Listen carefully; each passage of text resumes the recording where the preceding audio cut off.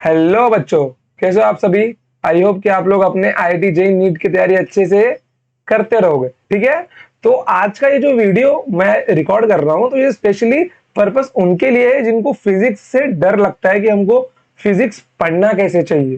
ठीक है, तो देखो यहाँ पर आज मैं इंपॉर्टेंट टॉपिक्स की बात नहीं करने वाला कि आपको ये टॉपिक पढ़ना है अपने एग्जाम पॉइंट ऑफ व्यू से, बिल्कुल भी नहीं।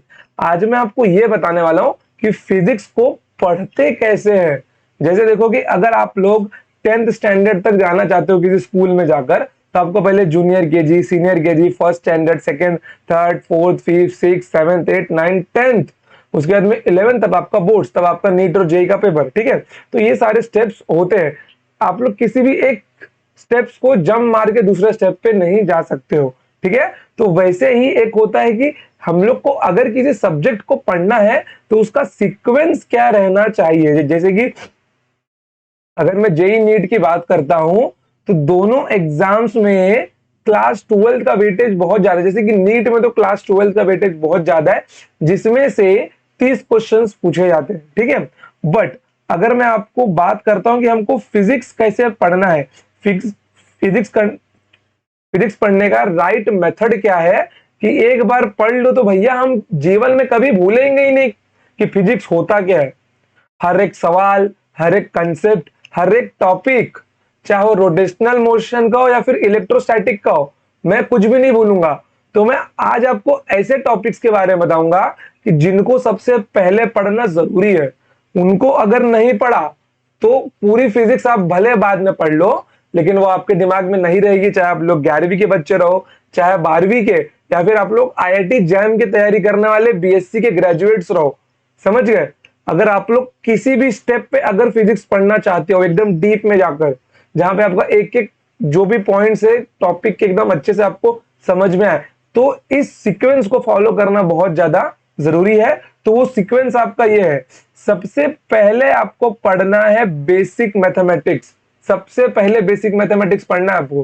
ठीक है, बेसिक मैथमेटिक्स के बाद में आपका आता है वेक्टर्स। ओके, अब देखो यहाँ पे यूनिट्स, मेजरमेंट एंड डायमेंशंस। इसमें से जो डायमेंशन वाला टॉपिक है, देखो इसमें से तो जो डायमेंशन वाला टॉपिक है ये आपको पूरे फिजिक्स के एंड में पढ़ना चाहिए।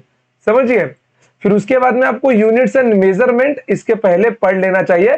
अगर आप लोग इसके पहले ही पूरा टॉपिक पढ़ते हो तो भी कोई दिक्कत की बात नहीं है। ठीक है, वैसे आप इसको थर्ड पे रखो या मत से रखो, कोई फर्क नहीं पड़ता, फिर भी मैं इसको थर्ड पे रख देता हूं। समझ गए। चलो, पहले बेसिक मैथमेटिक्स। बेसिक मैथमेटिक्स में क्या आता है आपका, मैं आपको यहाँ पे अगर दूसरा स्लाइड लेता हूं तो देखो बेसिक मैथमेटिक्स में आपको क्या क्या टॉपिक पढ़ने हैं।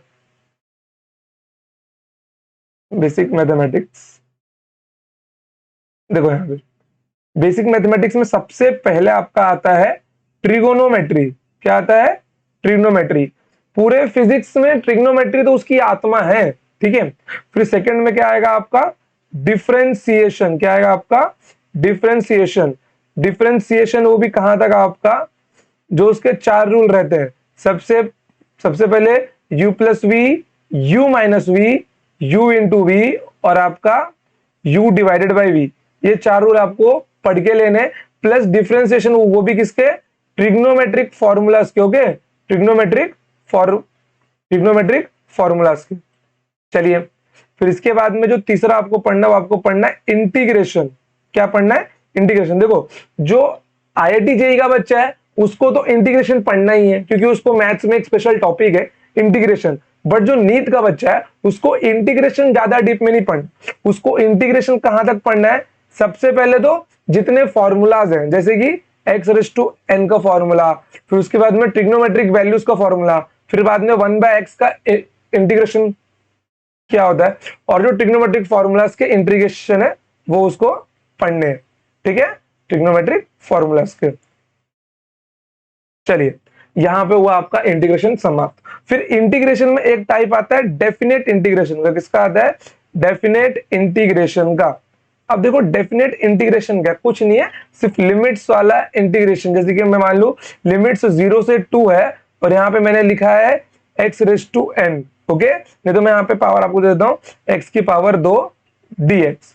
ठीक है, तो कुछ नहीं करना है, यहाँ पे एक्स क्यूब बटा 3, फिर यहाँ पे 0 से 2 का लिमिट लगाना है, upper limit minus lower limit. जब आप लोग टॉपिक पढ़ोगे तब आपको समझ में आ जाएगा, ठीक है। फिर उसके बाद में चौथा टॉपिक क्या पढ़ना है आपको, सबसे मोस्ट इंपॉर्टेंट टॉपिक है कि आपको लॉग का बेसिक कैलकुलेशन आना ही चाहिए, लॉगरिथम और प्लस लॉग टेबल यूज करना आना ही चाहिए। हालांकि लॉग टेबल एग्जाम में यूज करना अच्छी बात नहीं है, क्योंकि टाइम नहीं मिलता उतना, एक मिनट का समय होता है क्वेश्चन सॉल्व करने के लिए, ठीक है। चलो फिर उसके बाद में पांचवा टॉपिक आता है और मोस्ट इंपॉर्टेंट टॉपिक, इस टॉपिक के बिना तो फिजिक्स का इमेजिनेशन करना भी बहुत मुश्किल है, जो है आपका ग्राफ। ओके, इस टॉपिक में आप लोग क्या पढ़ते हो, आप लोग पढ़ते हो कि ग्राफ को ड्रॉ कैसे करना है और ग्राफ को समझना कैसे, ग्राफ की अंडरस्टैंडिंग कैसे करने। इन केस की आपके सामने अगर कोई ग्राफ दिया है तो उस ग्राफ को मैं अंडरस्टैंडिंग कैसे करूं। जैसे कि मैं आपको अगर एग्जांपल देता हूं, देखिए मैं आपको एग्जांपल देता हूं, यहां पे मैं ग्राफ ड्रॉ कर रहा हूं, ठीक है। मैं यहां पे ग्राफ ड्रॉ कर रहा हूं और नहीं तो एक काम करता हूं, अगले पेज पे लेता हूं मैं। जैसे कि मैंने आपको यहाँ पे क्वेश्चन दिया, ओके, क्वेश्चन में यहाँ पे ये लिख रहा हूं, विच ऑफ द फॉलोइंग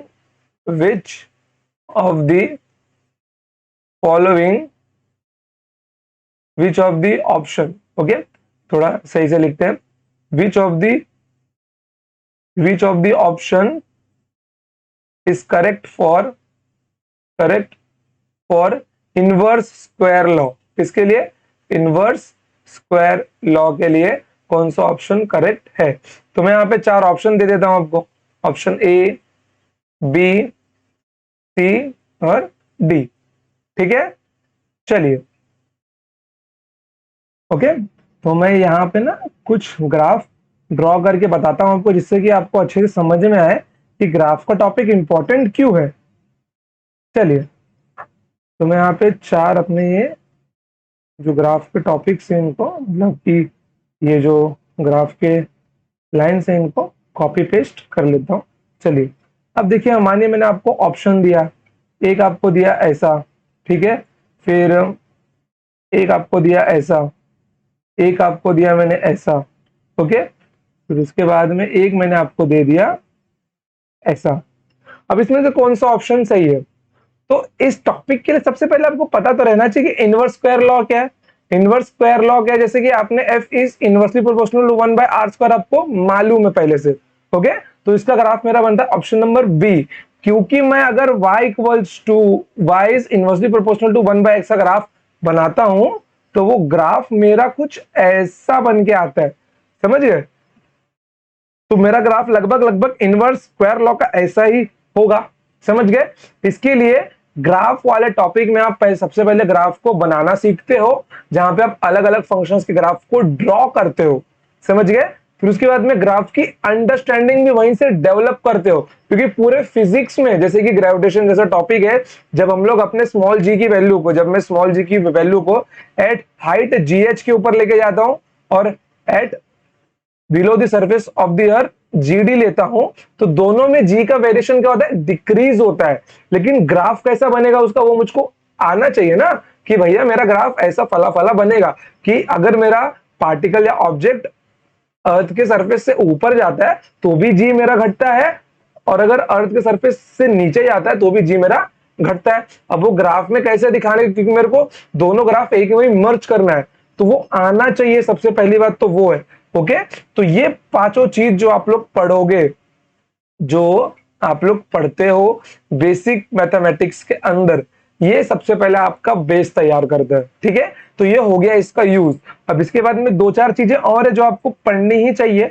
सबसे पहले तो आपको स्क्वायर आना चाहिए, वो भी स्क्वायर कहां तक का बोल रहा हूँ मालूम, 1 से लेके 50 तक का, जो कि हालांकि नॉर्मली बच्चे इसके ऊपर ध्यान नहीं देते कि भैया हम लोग स्क्वायर क्यों पढ़े, पेपर में तो लॉग बुक मिलता है, इसमें तो फॉर्मूलाज है। अरे नहीं गधो, जब न्यूमेरिकल आता है ना, तो अगर स्क्वायर्स ज्यादा याद रहते हैं और उसके बाद में अगर आपको टेबल्स याद है, टेबल्स वो भी कहां तक मालूम है, टेबल्स कम से कम तो 25 तक याद रहते हैं ना आपको, तो कैलकुलेशन में ना अप्रोक्सीमेशन लेके काटना फटाफट होता है, तब लॉग टेबल की जरूरत नहीं पड़ती यहाँ पे उतनी, समझ गए। और एक इन केस आप लोग को अगर कहीं क्यूब का यूज पड़ गया तो 1 से लेके 20 तक का क्यूब भी पढ़ लेना। हालांकि बच्चे इन सारी चीजों पे ध्यान नहीं देते, वैसे तो कोई इन चीजों पे ध्यान देता नहीं है सीधा, फिजिक्स का बुक लाया, रखा, फिजिकल वर्ल्ड का टॉपिक छोड़ दिया, शुरू किया कौन सा, यूनिट्स एंड मेजरमेंट, फिर गए motion in straight line, motion in plane, laws of motion, centre of mass, rotational motion, gravitation, फिर उसके बाद में सॉलिड्स का प्रॉपर्टीज, फ्लूइड का प्रॉपर्टीज, थर्मल का प्रॉपर्टीज, थर्मोडायनामिक्स, केटीजी। इनको लगता है हमने पूरा फिजिक्स पढ़ लिया, गलत बात। फिजिक्स की जो आधार होती है वो बेसिक मैथमेटिक्स से शुरू होती है। किससे होती है? वो बेसिक मैथमेटिक्स के साथ में शुरू होती है। चलिए, अब मुझे पूरी उम्मीद है कि आपको अच्छे समझ में आ गया होगा कि हमको बेसिक मैथमेटिक्स क्यों पढ़ना है। अब उसके बाद में जाते हैं वेक्टर्स पे। Vectors is the most important topic for our physics. चलिए मैं आपको बताता हूं कि वेक्टर्स इतना इंपॉर्टेंट क्यों है। देखिए वेक्टर्स इतना इंपॉर्टेंट क्यों है, ठीक है। देखो वेक्टर्स का सबसे पहला यूज कहां पे होगा आपका? कैलकुलेशंस में। कहां पर? कैलकुलेशंस में।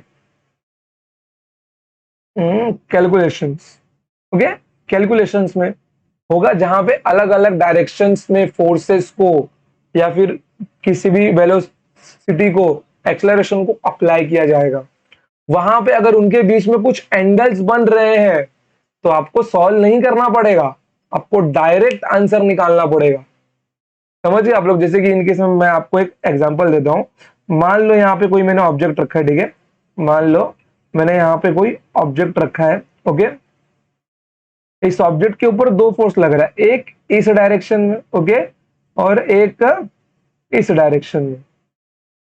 मान लो इसके ऊपर दो फोर्स लग रहा है इस डायरेक्शन में। देखो जैसे कि ये मेरा है फोर्स F1 10 न्यूटन का और फोर्स F2 10 न्यूटन का। अब मैं अगर आपसे पूछूं, मुझे बताइए कि इस ऑब्जेक्ट पे इस ऑब्जेक्ट के ऊपर नेट फोर्स कितना लग रहा है, जबकि इसके बीच का एंगल है 120 डिग्री। अब देखिए ये टॉपिक तो फोर्स का है, ये टॉपिक तो फोर्स का है, लेकिन मैंने आपसे पूछ लिया है नेट फोर्स की वैल्यू, ओके। किसकी वैल्यू पूछ लिया मैंने आपसे पूछ लिया नेट फोर्स की वैल्यू। चलो नेट फोर्स की वैल्यू मैंने अगर आपसे पूछ भी ली तो आप लोग शायद अगर वेक्टर्स पढ़े रहोगे तो आपको इसका आंसर क्लिक होगा, अरे भैया ये तो वेक्टर है, मुझे निकालना है रिजल्टेंट वेक्टर कि मेरा नेट फोर्स कितना लगेगा, ओके, कि मेरा नेट फोर्स कितना लगेगा। अब उसके बाद में आप लोगों को एक तो पहली बात रिजल्टेंट का फॉर्मूला ज्ञात होना सबसे ज्यादा जरूरी है, जो कि मेरा फॉर्मूला होता है a square plus b square plus 2ab cos theta, ठीक है। चलो इतना हुआ। अब इसके बाद भी जो इंपॉर्टेंट चीज है, इससे तो आंसर मिल जाएगा आपको, चलो मिल जाएगा, लेकिन एक मेन चीज है कि यहाँ पे भी 10 न्यूटन लग रहा है, यहाँ पे भी 10 न्यूटन लग रहा है। अब बात यह है कि अगर मैं रिजल्टेंट निकालने जाता हूं तो मुझे तो पता रहना चाहिए ना कि हर एक कंडीशन पे फॉर्मूला क्या होगा। तो सेम मैग्नीट्यूड के लिए एक अलग फॉर्मूला होता है, जो होता है 2r cos theta by 2, okay. क्या होता है? 2r cos थीटा बाई 2 होता है। तो इसमें क्या होता है मालूम है? इसमें आपका ये होता है कि कभी भी, जैसे कि देखो अगर सेम मैग्नीट्यूड के फोर्स अप्लाई हो रहे हैं किसी ऑब्जेक्ट पे, तो जो नेट फोर्स होगा वो भी एक मैग्नीट्यूड के बराबर होगा, उतना ही मैग्नीट्यूड जितना दो एक पे अप्लाई हो रहा है। चाहिए तो आप लोग रख के देख लो, ओके। जैसे कि यहाँ पे 2r नहीं आएगा, यहाँ पे आएगा आपका 2f, okay. cos theta by 2 मतलब 120/2 कितना मिल जाएगा आपको? 2f cos 60 डिग्री मतलब 1/2, तो 2 से 2 कैंसिल, आंसर आ गया आपका f कितना आपका 10 न्यूटन। मतलब दोनों फोर्स तो आपके सेम ही है, तो f कितना मिल गया? 10 न्यूटन मिल गया। अब एक कंडीशन पता थी तो आपने इससे किया, नहीं पता होती बेटा तब क्या करते? तब ग्रेविटेशन में इसका एक अलग मेथड है सॉल्व करने का, कि अगर ऑब्जेक्ट पे कुछ फोर्स लग रहा है तो ऑब्जेक्ट भी कुछ फोर्स लगा रहा होगा, लेकिन भैया यहाँ पे तो डिस्टेंस हमारा दिया ही नहीं है, तब तो वेक्टर्स आना बहुत ज्यादा जरूरी है। समझ गए? इसके लिए कैलकुलेशंस में वेक्टर्स बहुत बहुत काम आता है, और ये आपको जीवन पर्यंत तक काम आता रहेगा वेक्टर्स। समझ गए? सेकंड वाला, जब आप लोग मोशन इन प्लेन में रिवर क्रॉसिंग प्रॉब्लम पढ़ते हो, कौन सा प्रॉब्लम पढ़ते हो? River crossing problem. तो वो पूरा का पूरा प्रॉब्लम वेक्टर्स पे डिपेंड होता है, कि पूरा का प्रॉब्लम आपको वेक्टर से ही समझना पड़ेगा, कि अगर वेक्टर्स आता है तो ये प्रॉब्लम आप लोग समझ पाओगे। और ये बहुत फेमस प्रॉब्लम है जेई और नीट के पेपर का, समझ गए? तो इसका सबसे ज्यादा यूज कहाँ होगा? आपका कैलकुलेशंस में ही होने वाला है। वैसे तो वेक्टर्स कोई स्पेशल टॉपिक है नहीं, बट वेक्टर्स को ना बहुत सारे चैप्टर्स में यूज किया जाता है, ठीक है, चाहे वो आपका लॉज ऑफ मोशन हो, वर्क पावर एनर्जी हो, ठीक है, क्या हो, वर्क पावर एनर्जी, और उसके बाद में आपका रोटेशनल मोशन, ग्रेविटेशन, बहुत जगह यूज होता है। इसका तो यूज आपको फिजिक्स 2 में भी मिलता है, जब जब आप लोग इलेक्ट्रिक के चैप्टर्स पढ़ते हो, जब आप लोग इलेक्ट्रिक करंट को पढ़ोगे, इलेक्ट्रोस्टैट्स को पढ़ोगे, इलेक्ट्रोमैग्नेटिज्म को पढ़ोगे, समझ गए, सब वहां पे मिलेगा आपको, ठीक है। तो वेक्टर्स भी आपका इंपॉर्टेंट टॉपिक बन जाता है कैलकुलेशन की दृष्टि में, समझ गए। चलिए, तो ये दोनों टॉपिक तो आपको छोड़ने नहीं है, मोस्ट इंपॉर्टेंट टॉपिक है, बेसिक मैथमेटिक्स का पूरा आधार बनाते हैं, ये दोनों पढ़ लोगे तो फिजिक्स की बिल्डिंग अपने आप बनने लगेगी, ठीक है। अब आते हैं यूनिट्स, मेजरमेंट एंड डायमेंशन। देखो, यूनिट्स, मेजरमेंट, डायमेंशन इतना इंपॉर्टेंट क्यों है, ताकि यूनिट्स, मेजरमेंट एंड डायमेंशन से आप लोगों को फॉर्मूला याद रखना सिंपल होता है, समझ गए। ऐसा यूनिट और सीजीएस यूनिट्स में कैलकुलेट, मतलब कि अगर आप किसी टर्म को कन्वर्ट करना जानते हो कि हाँ भैया ये फला फला इतना होता है, ओके, कि 1 न्यूटन इज 10⁵ डाइन होता है, 1 मिलीमीटर कितना होता है, समझ गए, वो पूरा आपको कहां पे सीखने को मिलेगा, यूनिट्स, मेजरमेंट एंड डायमेंशंस में ही सीखने को मिलेगा। तो ये भी आपके कैलकुलेशन की दृष्टि से ये तीनों टॉपिक आपके इंपॉर्टेंट बन जाते हैं, ठीक है। फिर उसके बाद में आता है, देखो अब बोलते हैं ना फिजिक्स की आत्मा, ये तो बन गया पूरे फिजिक्स का बेस, कि ये आपका ग्राउंड तैयार करके देंगे आपको। कौन कौन से टॉपिक, ये 3 टॉपिक, ठीक है। आइए अब इन 3 टॉपिक के बाद देखते हैं हम लोग कि फिजिक्स की आत्मा क्या है, भाई फिजिक्स पूरा पढ़ना कैसे। अब तो सबसे पहले आपको पढ़ना है motion in plane, okay, motion in plane, दूसरे रंग से लिखता हूं ताकि थोड़ा सा और अच्छा दिखाई दे। देखिए क्या है मेरा, motion in plane, motion in straight line, sorry, okay, motion in straight line, फिर motion in plane, laws of motion, और वर्क, एनर्जी एंड पावर। ये 4 ऐसे टॉपिक है कि अगर बिना इसको पढ़े आप लोग फिजिक्स में आगे बढ़ते हो तो उसको क्राइम माना जाएगा आपके फिजिक्स के नजरों में, समझ गए कैसे। तो देखो यहां पर मोशन इन स्ट्रेट लाइन और मोशन इन प्लेन पूरा काइनामेटिक्स है, और विदाउट काइनामेटिक्स आप लोग डायनामिक्स पढ़ नहीं सकते। डायनामिक्स आपको मिलता है लॉज ऑफ मोशन में, समझ गए, लॉज ऑफ मोशन में, रोटेशनल मोशन में, ग्रेविटेशन में, समझ गए। बिना काइनामेटिक्स के डायनामिक्स इम्पॉसिबल है। देखो जैसे कि 2 पार्ट रहते हैं ना, एक होता है काइनामेटिक्स, एक आपका होता है डायनामिक्स, ओके। काइनामेटिक्स क्या होता है आपका, काइनामेटिक्स होता है जिसके अंदर हम लोग मोशन के बारे में पढ़ते हैं without knowing the cause of motion, okay.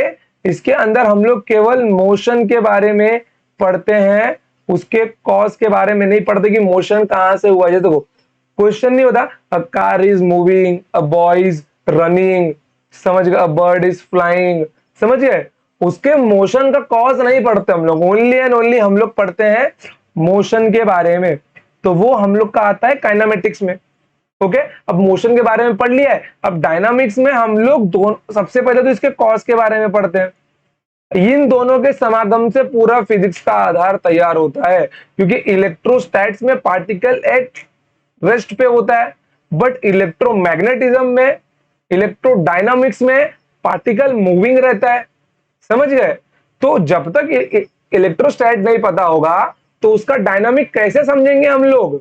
तो इसीलिए जब तक काइनामेटिक्स में नहीं पता होगा मोशन को पढ़ना कैसे है, तो हम लोग अपने फिजिक्स 2 में पार्टिकल के डायनामिक्स को, पार्टिकल के मोशन को समझेंगे कैसे, समझ गए। तो सबसे पहले आपको मोशन इन स्ट्रेट लाइन, उसके बाद में motion in plane, motion in plane में भी क्या क्या आता है आपका, यहाँ पे आपका आता है प्रोजेक्टाइल मोशन, ओके, फिर आपका आता है सर्कुलर मोशन, बहुत सारे टाइप के मोशन रहते हैं इसके अंदर, ओके। फिर आपका आता है लॉज ऑफ मोशन।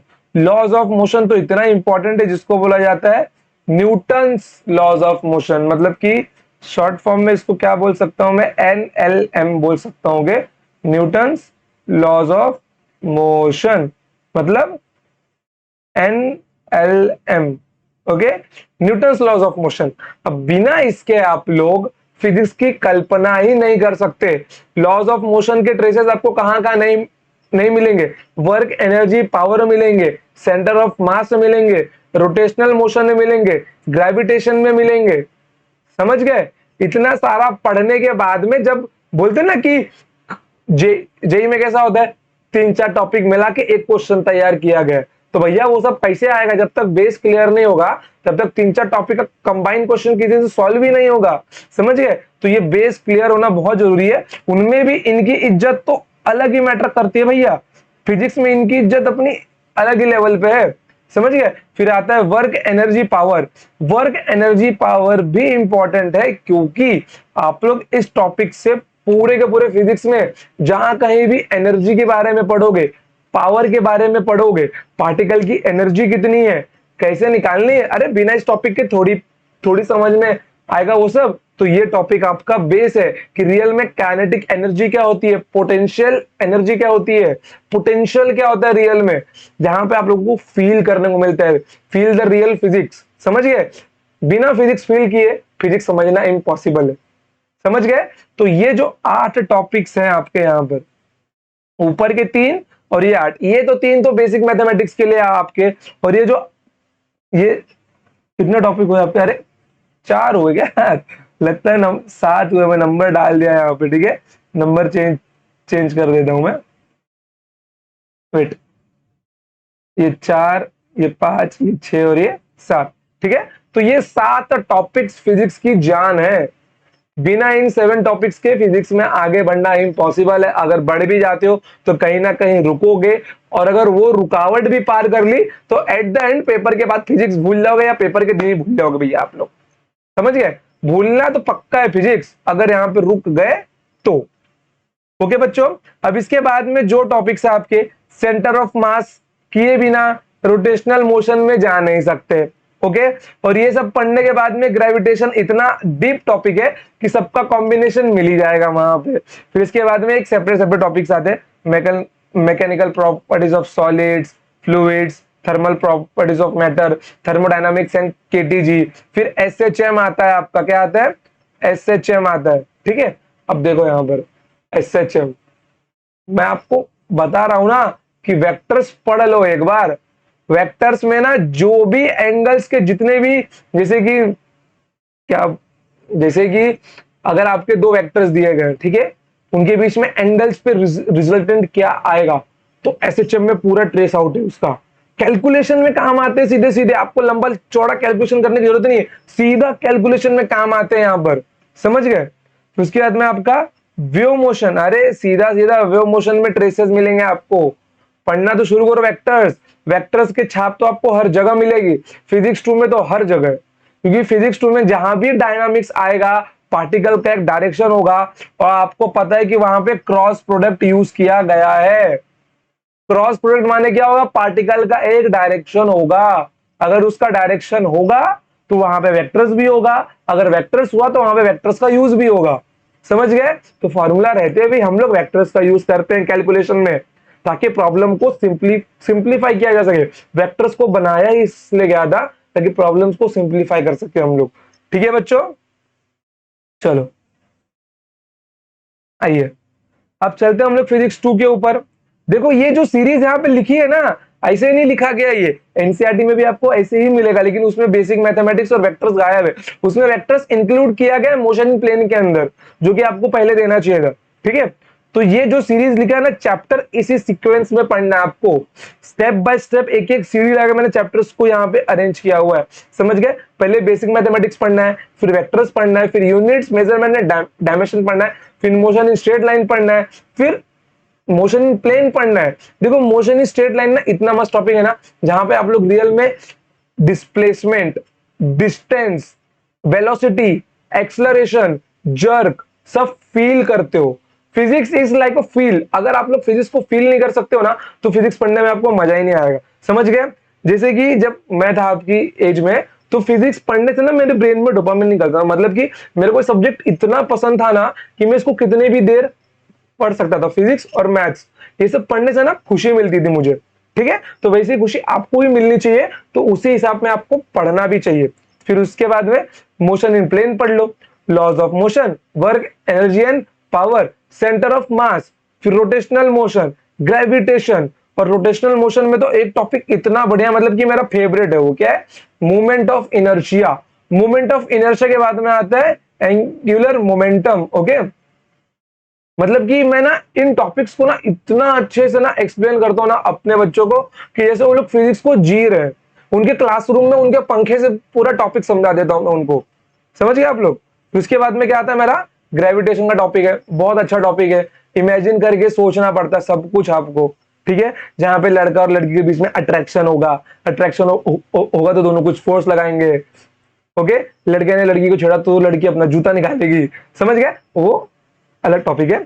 चलिए, फिर मैकेनिकल प्रॉपर्टीज ऑफ सॉलिड्स पढ़िए, फ्लूइड्स पढ़िए, thermal properties of matter, thermodynamics and KTG. ये थोड़ा सा गैस का टॉपिक बन जाता है आपका। ओके, यहां भी यूज होता है। ओके, जो बेस आपने वहां पे क्लियर किया हुआ है। फिर आता है आपका सिंपल हार्मोनिक मोशन और वेव मोशन। ये आपका पूरा का पूरा क्लासिकल मैकेनिक्स है। Without classical mechanics modern physics, जो आपका इलेक्ट्रिक वाला टॉपिक है चार्ज के ऊपर का, वो अंडरस्टैंड करना बिल्कुल पॉसिबल है, क्योंकि सबसे पहले यही फिजिक्स का पार्ट डेवलप किया गया था। फिजिक्स 2 बाद में बना है, तो बाद में बना तो उसका बेस तो यही है ना कि अगर किसी ने थ्योरी निकाली, जैसे कि आपने अगर इलेक्ट्रोस्टैट्स में Q1 और Q2 पार्टिकल की फोर्स कितना होता है आपने पढ़ा होगा, वहां भी इनवर्स स्क्वायर लॉ लगता है। वहां भी जो फोर्स होता है वो Q1 और Q2 का डायरेक्टली प्रोपोर्शनल होता है। ठीक है, ठीक है बच्चों। तो ये जो यहाँ पे रखा है ना, ये सब क्यों रखा है, बिना क्लासिकल मैकेनिक्स के इसको निकालना पॉसिबल ही नहीं था ना चार्ज के बीच में। इसके लिए क्लासिकल मैकेनिक्स अगर आएगा तो फिजिक्स 2 अच्छे से समझ में आएगा। सीधा फिजिक्स 2 पे जो बच्चे जम मारते हैं वो लोग पेपर के दिन सब भूल जाते हैं, पढ़ा लिखा सब व्यर्थ होता है उनका। समझ गए।